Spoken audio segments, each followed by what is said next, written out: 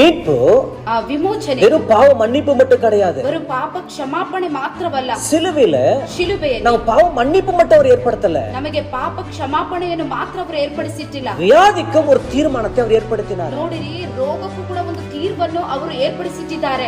எப்ப சுகத்தை பெற்றுக்கொண்டோம்? ಯಾವಾಗ ನಾವು ಸ್ವಸ್ಥತೆಗಳನ್ನು ಹೊಂದಿಕೊಂಡೆವು?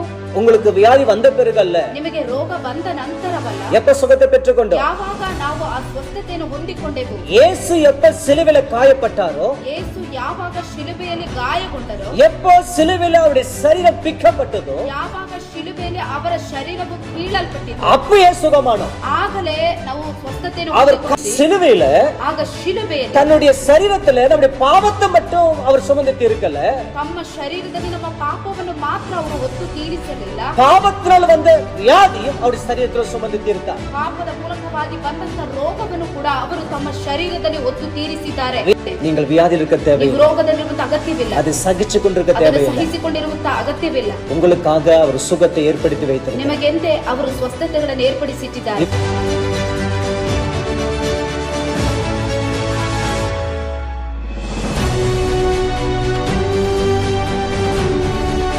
இப்படிப்பட்ட சத்தியத்தை நீங்கள் தொடர்ந்து கேட்க வேண்டும் என்று சொன்னால், ಈ ರೀತಿಯ ಸತ್ಯವನ್ನು ನೀವು ಕ್ರಮವಾಗಿ ಕೇಳಬೇಕು ಎಂಬುದಾಗಿ ಹೇಳಿದರೆ இந்த சேனலை சப்ஸ்கிரைப் பண்ணுங்க, ಈ ಒಂದು ಚಾನೆಲ್ ಅನ್ನು ಸಬ್ಸ್ಕ್ರೈಬ್ ಮಾಡಿರಿ, எல்லாருக்கும் இதை ஷேர் பண்ணுங்க. ಇದನ್ನು ಎಲ್ಲರಿಗೂ ಶೇರ್ ಮಾಡಿರಿ. உங்களுக்கு கர்த்தர் ஆசீர்வதிப்பார். ನಿಮ್ಮನ್ನು ಕರ್ತನು ಆಶೀರ್ವದಿಸುತ್ತಾರೆ. ஆமென். ಆಮೆನ್.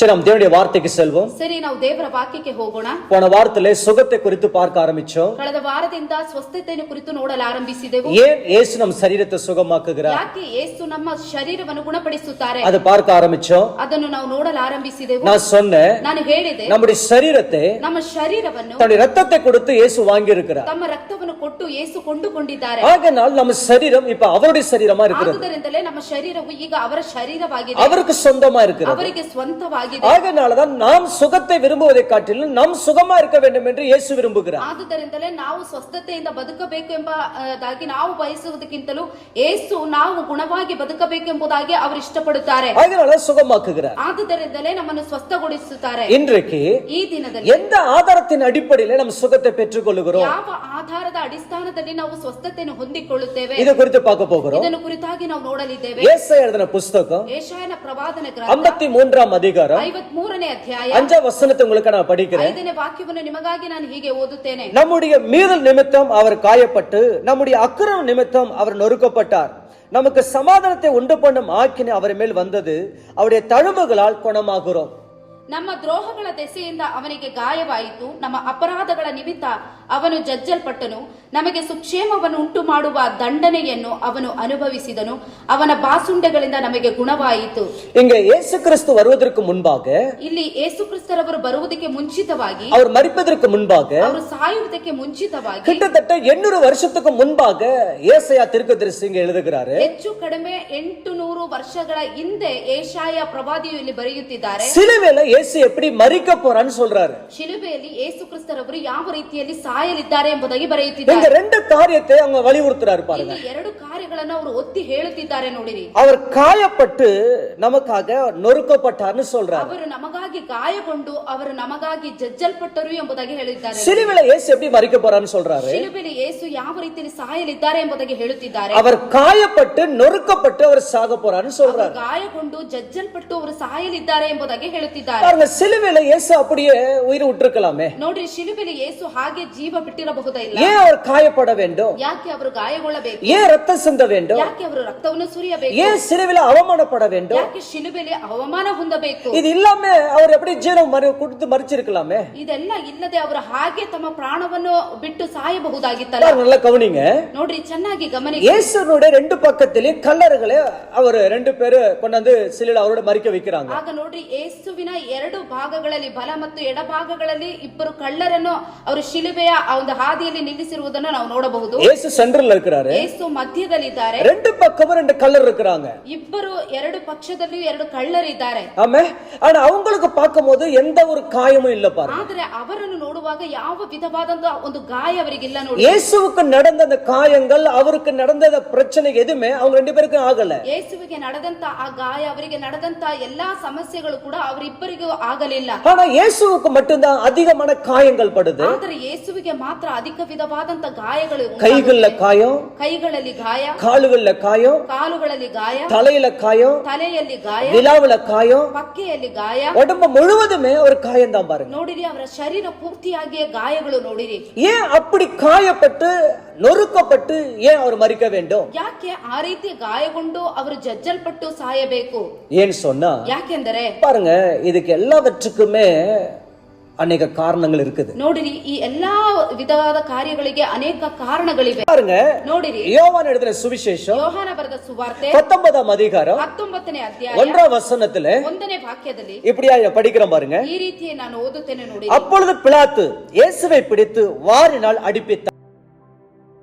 ಆಮೇಲೆ ಪಿಲಾತನು ಯೇಸುವನ್ನು ಕೊರಡೆಯಿಂದ ಹೊಡಿಸಿದನು. பாருங்க, ನೋಡಿರಿ, இங்க வேதம் தெளிவா சொல்லுது. ಇಲ್ಲಿ ಸತ್ಯವೇದವು ಸ್ಪಷ್ಟವಾಗಿ ಹೇಳುತ್ತದೆ. பிலாத்து இயேசுவை பிடித்து வாரினால் அடிக்கும்படி ஒப்பு கொடுத்தான்னு சொல்லுது. ಆಗ ಪಿಲಾತನು ಯೇಸುವನ್ನು ಹಿಡಿದು ಆ ಕೊರಡೆಗಳಿಂದ ಹೊಡೆಯುವುದಕ್ಕಾಗಿ ಒಪ್ಪಿಸಿಕೊಟ್ಟನು ಎಂಬುದಾಗಿ ಹೇಳಲ್ಪಟ್ಟಿದೆ. ஆமே, அப்ப இயேசுவே ಆಗ ಯೇಸುವನ್ನು வாரினால் அடிப்பித்தார்கள். ಕೊರಡೆಗಳಿಂದ ಹೊಡೆಸಿದರು. உடம்பு முழுவதுமே சரீரம் பிக்கப்பட்டது. ಅವರ ಶರೀರ ಪೂರ್ತಿಯಾಗಿ ಕೀಳಲ್ಪಟ್ಟಿತು. வேதம் சொல்லுது, ಸತ್ಯವೇದ ಹೇಳುತ್ತದೆ, அவர் யாரால் நோக்கி பார்க்க முடியலையா, ಅವರನ್ನು ಯಾರು ಕೂಡ ನೋಡಲು ಸಾಧ್ಯವಾಗಲಿಲ್ಲ. அவ்வளவு அசிங்கமாக சிலுவையில தொங்கினான்னு சொல்லுது. ಅಷ್ಟೊಂದು ಕುರೂಪಿಯಾಗಿ ಶಿಲುಬೆಯಲ್ಲಿ ತೂಗು ಹಾಕಲ್ಪಟ್ಟಿದ್ದರು. அவர் சரீரத்துல சதை இல்லங்க, ಅವರ ಶರೀರದಲ್ಲಿ ಮಾಂಸವೇ ಇಲ್ಲ. ನೋಡಿ, அவரை வைத்து அடிச்சாங்கன்னு சொல்லுது. ಅವರನ್ನು ಇಟ್ಟು ಆ ರೀತಿಯಲ್ಲಿ ಹೊಡೆದರು ಎಂಬುದಾಗಿ ಹೇಳಲ್ಪಟ್ಟಿದೆ. ஏன் அப்படி அடிக்கப்பட வேண்டும்? ಯಾಕೆ ಆ ರೀತಿಯಲ್ಲಿ ಹೊಡೆಸಿಕೊಳ್ಳಲ್ಪಡಬೇಕು? அப்படிப்பட்ட மரணம் ஏன் அவர் பெற்றுக்கொள்ள வேண்டும்? ಯಾಕೆ ಆ ರೀತಿಯ ಮರಣವನ್ನು ಅವರು ಹೊಂದಬೇಕಾಗಿತ್ತು? ஆமே, பிலிப்பியர் 2ஆம் அதிகாரம் 8ஆம் வசனத்துல சொல்லுது. ಫಿಲಿಪ್ಪಿಯ ಬರೆದ ಪುಸ್ತಕ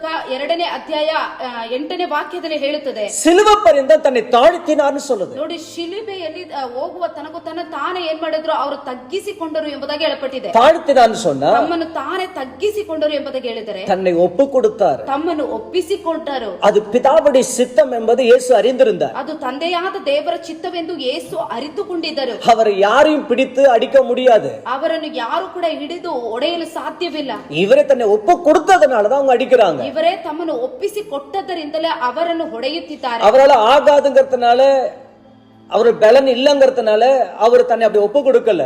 ಅವರು ಆಗದು ಮತ್ತು ನನ್ನಲ್ಲಿ ಬಲ ಇಲ್ಲ ಎಂಬುದಾಗಿ ಅವರು ತಮ್ಮನ್ನು ತಾನೇ ಒಪ್ಪಿಸಿ ಕೊಡಲಿಲ್ಲ. அவர் வாய் திறந்து சொன்னா லட்ச லட்சம் தேவ தூதர்கள் அவருக்கு உதவி செய்ய வருவாங்கன்னு ಅವರು சொல்றாரு. ಬಾಯಿ ತೆರೆದು ಹೇಳಿದರೆ ಲಕ್ಷ ಲಕ್ಷ ದೇವ ದೂತರುಗಳು ಬಂದು ಅವರಿಗೆ ಸಹಾಯ ಮಾಡುತ್ತಾರೆ ಎಂಬುದಾಗಿ ಹೇಳಲ್ಪಟ್ಟಿದೆ. ஆமே, ಆಮೆನ್. ஒரு வாய் வார்த்தை சொன்னாலே போதுங்க, ಅವರ ಬಾಯಿ ತೆರೆದು ಒಂದು ಮಾತನ್ನು ಹೇಳಿದ್ರೆ ಸಾಕು, அவங்க எல்லாமே அழிஞ்சிருப்பாங்க. ಅಲ್ಲಿರುವಂತ ಎಲ್ಲರೂ ಕೂಡ ನಾಶವಾಗುತ್ತಿದ್ದರು. அப்படி இருந்தும் ಆ ರೀತಿ ಇದ್ದರು. அவர் தன்னை ஒப்பு கொடுக்கிறார். ಅವರು ತನ್ನನ್ನೇ ಒಪ್ಪಿಸಿ ಕೊಡುತ್ತಿದ್ದಾರೆ. அவர் காயப்பட வேண்டியது பிதாவுடைய சித்தமா இருந்துச்சு. ಅವರ ಗಾಯಗೊಳ್ಳುವುದು ಬಂದು ತಂದೆಯಾದ ದೇವರ ಚಿತ್ತವಾಗಿತ್ತು. அவர் ரத்தம் சிந்த வேண்டியது தேவனுடைய சித்தமா இருந்துச்சு. ರಕ್ತ ಸುರಿಯುವುದು ದೇವರ ಚಿತ್ತವಾಗಿತ್ತು. அவர் முள்கிடம் சுட்டப்பட வேண்டியது தேவ பிதாவுடைய சித்தமா இருந்துச்சு. ಆಗ ನೋಡ್ರಿ, ಅವರಿಗೆ ಮುಳ್ಕಿರೀಟವನ್ನು ಇಡಿಸುವುದು ಅದು ಕೂಡ ಪಿತನಾದಂತ ದೇವರ ಚಿತ್ತವಾಗಿತ್ತು. அதனாலதான் தன்னை ஒப்பு கொடுத்து அதெல்லாம் ஏற்றுக்கொள்ளுகிறார். ಆದುದರಿಂದಲೇ ಎಲ್ಲಕ್ಕೂ ತಮ್ಮನ್ನು ಒಪ್ಪಿಸಿಕೊಂಡು ಅವೆಲ್ಲವುಗಳನ್ನು ಅವರು ಅಂಗೀಕರಿಸಿಕೊಳ್ಳುತ್ತಿದ್ದಾರೆ. காரணம் என்ன தெரியுமா? ಕಾರಣವೇನು ಗೊತ್ತಾ? பாருங்க, சிலுவையில அவ்வளவா அவர் பெற்றார் இல்லையா? ನೋಡ್ರಿ, ಶಿಲುಬೆಯಲ್ಲಿ ಆ ರೀತಿಯ ಕಾರ್ಯಗಳನ್ನೆಲ್ಲ ಅವರು ಅನುಭವಿಸಿದರಲ್ಲ. அதுல ஒரு காரியத்தை மட்டும் நான் சொல்ல விரும்புகிறேன். ನೋಡಿರಿ, ಅದರಲ್ಲಿ ಒಂದು ಕಾರ್ಯವನ್ನು ಮಾತ್ರ ನಾನು ಹೇಳ அவர் ಬಯಸುತ್ತೇನೆ. ஏன் காயப்பட்டாரு? ಅವರು ಯಾಕೆ ಗಾಯಗೊಂಡರು? காயப்பட வேண்டிய அவசியம் என்ன? ಗಾಯಗೊಳ್ಳುವ ಅಗತ್ಯವೇನು? இது குறித்து சொல்ல போறேன். ಇದನ್ನು ಕುರಿತಾಗಿ ನಾನು ಹೇಳಲಿದ್ದೇನೆ. நல்லா கவனிங்க. ಚೆನ್ನಾಗಿ ಗಮನಿಸಿ. மீட்பு ಆ ವಿಮೋಚನೆ வெறும் பாவ மன்னிப்பு மட்டும் கிடையாது. ಬರು ಪಾಪ ಕ್ಷಮಾಪಣೆ ಮಾತ್ರವಲ್ಲ. சிலுவையில ಶಿಲುಬೆಯಲ್ಲಿ நம்ம பாவ மன்னிப்பு மட்டும் அவர் ஏற்படுத்தல, ನಮಗೆ ಪಾಪ ಕ್ಷಮಾಪಣೆಯನ್ನು ಮಾತ್ರ ಅವರು ಏರ್ಪಡಿಸಿಟ್ಟಿಲ್ಲ. வியாதிக்கும் ஒரு தீர்மானத்தை அவர் ஏற்படுத்தினார். ನೋಡಿರಿ, ರೋಗಕ್ಕೂ ಕೂಡ ಒಂದು ತೀರ್ವನ್ನು ಅವರು ಏರ್ಪಡಿಸಿಟ್ಟಿದ್ದಾರೆ. நானும் நீங்களும் சுகமா பெற வேண்டும் என்று சொன்னா, ನಾವು ನೀವು ಒಂದು ಸ್ವಸ್ಥತೆಯನ್ನು ಹೊಂದಿಕೊಳ್ಳಬೇಕು, சுகமாய் வாழ வேண்டும் என்று சொன்னா, ಸ್ವಸ್ಥತೆಯಿಂದ ನಾವು ಬದುಕಬೇಕೆಂದರೆ அவர் காயப்பட வேண்டியது அவசியமா இருந்துச்சு. ಅವರು ಗಾಯಗೊಳ್ಳುವುದು ಅಗತ್ಯವಾಗಿತ್ತು. ஆமென். ಆಮೆನ್. இன்னைக்கு வேதம் சொல்லுது, ಈ ದಿನದಲ್ಲಿ ಸತ್ಯವೇದವು ಹೇಳುತ್ತದೆ, அவருடைய காயத்தினாலதான் நாம் இன்னைக்கு சுகத்தை பெற்றுக்கொள்கிறோம். ಅವರ ಗಾಯದಿಂದಲೇ ಈ ದಿನದಲ್ಲಿ ನಾವು ಸ್ವಸ್ಥತೆಯನ್ನು அவருடைய ಹೊಂದಿಕೊಳ್ಳುತ್ತೇವೆ. காயத்திலிருந்து தான் நமக்கு சுகம் உண்டாகுது. ಅವರ ಗಾಯದಿಂದಲೇ ನಮಗೆ ಸ್ವಸ್ಥತೆಯು ಉಂಟಾಗುತ್ತಿದೆ. நல்லா கவனிங்க. ಚೆನ್ನಾಗಿ ಗಮನಿಸಿ. 1 பேதுரு 1 ಪೇತ್ರ 2:24 சொல்லுது. 2:24 ಹೇಳುತ್ತದೆ. நான் உங்களுக்கு அப்படி படிக்கிறேன் ನಾನು பாருங்க. ನಿಮಗಾಗಿ ಹೀಗೆ ಓದುತ್ತೇನೆ. நாம் பாவங்களுக்கு செத்து நீதிக்கு பிழைக்கும்படிக்கு அவர் தாமே தமது சரீரத்திலே நம்முடைய பாவங்களை சிலுவையின் மேல் சுமந்தார், அவருடைய தழும்புகளால் குணமானீர்கள். ನಾವು ಪಾಪದ ಪಾಲಿಗೆ ಸತ್ತು ನೀತಿವಂತರಾಗಿ ಜೀವಿಸುವಂತೆ ಆತನು ನಮ್ಮ ಪಾಪಗಳನ್ನು ತಾನೇ ತನ್ನ ದೇಹದಲ್ಲಿ ಹೊತ್ತುಕೊಂಡು ಮರಣದ ಕಂಬವನ್ನು ಏರಿದನು. ಆತನ ಬಾಸುಂಡೆಗಳಿಂದ ನಿಮಗೆ ಗುಣವಾಯಿತು. இப்ப நம்ம எப்படி குணம் பெற்றுக்கொண்டாங்குது? ಈಗ ನಾವು ಯಾವ ರೀತಿಯಲ್ಲಿ ಗುಣ ಹೊಂದಿಕೊಂಡೆವು ಎಂಬುದಾಗಿ ಹೇಳಲ್ಪಟ್ಟಿದೆ. அவருடைய தழும்புகளா நம் குணமானோம்னு சொல்றார். ಅವರ ಬಾಸುಂಡೆಗಳಿಂದ ನಾವು ಗುಣವಾದೆವು ಎಂಬುದಾಗಿ ಹೇಳಲ್ಪಟ್ಟನು. தம்முடைய சரீரத்திலே நம்முடைய பாவங்களை சுமந்தார்னு வருது இல்லையா? ತಮ್ಮ ಶರೀರದಲ್ಲಿ ನಮ್ಮ ಪಾಪಗಳನ್ನು ಹೊತ್ತುಕೊಂಡರು ಎಂಬುದಾಗಿ ಬರುತ್ತದಲ್ಲ. நல்ல கவனிங்க, ಚೆನ್ನಾಗಿ ಗಮನಿಸಿ. சிலுவையில ಆಗ ಶಿಲುಬೆಯಲ್ಲಿ தன்னுடைய சரீரத்திலே நம்முடைய பாவத்தை மட்டும் அவர் சுமந்து தீர்க்கல, ತಮ್ಮ ಶರೀರದಲ್ಲಿ ನಮ್ಮ ಪಾಪವನ್ನು ಮಾತ್ರ ಅವರು ಹೊತ್ತು ತೀರಿಸಲಿಲ್ಲ, பாவத்தினால் வந்த வியாதியும் அவருடைய சரீரத்தில் சுமந்து தீர்த்தார். ಪಾಪದ ಮೂಲಕವಾಗಿ ಬಂದಂತ ರೋಗವನ್ನು ಕೂಡ ಅವರು ತಮ್ಮ ಶರೀರದಲ್ಲಿ ಹೊತ್ತು ತೀರಿಸಿದ್ದಾರೆ. வியாதி எப்படி வந்துச்சுங்க? ರೋಗ ಯಾವ ರೀತಿ ಬಂತು? பாவத்தினால வந்தது. ಪಾಪದ ನಿಮಿತ್ತವಾಗಿ அப்ப பாவத்தை சுமக்கும் போது ಪಾಪವನ್ನು ಹೊರುವಾಗ அந்த பாவத்தோடு வியாதியும் அவர் சுமந்து தீர்த்தார். ಪಾಪದೊಂದಿಗೆ ಆ ರೋಗವನ್ನು ಕೂಡ ಅವರು ಹೊತ್ತು தன் ತೀರಿಸಿದ್ದಾರೆ. சரீரத்திலே அவர் சுமந்து தீர்த்தார். ತಮ್ಮ ಶರೀರದಲ್ಲಿ ಅವರು ಹೊತ್ತು ತೀರಿಸಿದ್ದಾರೆ. அதனாலதான் ಆದುದರಿಂದ அவர் காயப்பட வேண்டியது அவசியமா இருந்துச்சு. ಗಾಯಗೊಳ್ಳುವುದು ಅಗತ್ಯವಾಗಿತ್ತು.